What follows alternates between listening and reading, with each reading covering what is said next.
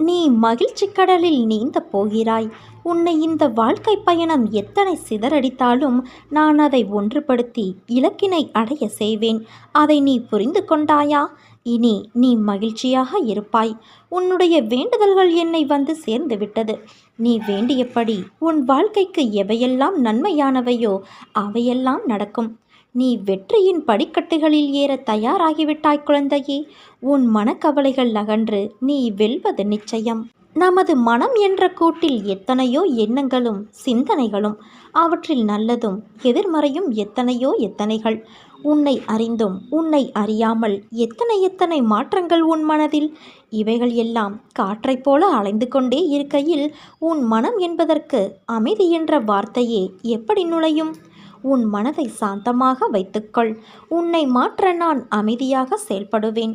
கோபம் கொண்டு உன்னை மாற்றவும் செய்வேன்.